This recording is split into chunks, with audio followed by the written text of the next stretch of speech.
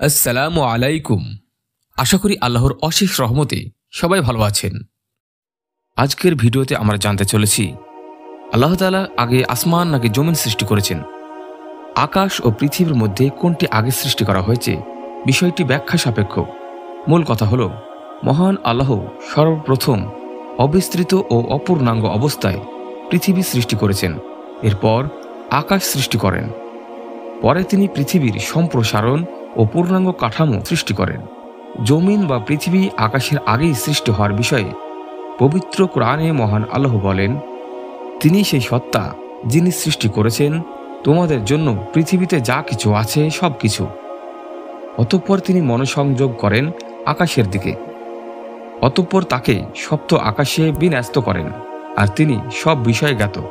সূরা বাকারা আয়াত 29। তাছাড়া যুক্তিও এই কথা বলে যে আগে পৃথিবী সৃষ্টি করা হয়েছে, এরপর আকাশ সৃষ্টি করা হয়েছে।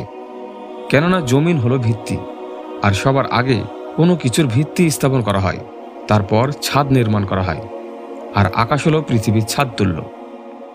তাই আগে পৃথিবীর সৃষ্টি হওয়ার বিষয়টি যুক্তিযুক্ত। তবে পবিত্র কোরআনের সূরা নাজিয়াতের একটি আয়াত থেকে এর বিপরীত বক্তব্য কারো কাছে অনুমিত হতে পারে। সেখানে এসেছে, তোমাদের সৃষ্টি বেশি কঠিন নাকি আকাশের সৃষ্টি, যা তিনি নির্মাণ করেছেন। তিনি এর ছাদ সুউচ্চ করেছেন, অতঃপর তাকে বিন্যস্ত করেছেন। পৃথিবীকে এরপর তিনি বিস্তৃত করেছেন।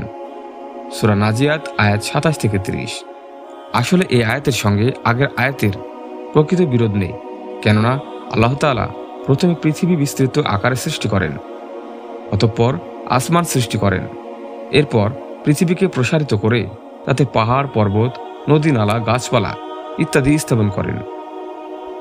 আশা করি ভিডিওটি যদি ভালো লেগে থাকে চ্যানেলটি সাবস্ক্রাইব করে পাশে থাকুন পরবর্তী ভিডিও পাওয়ার জন্য।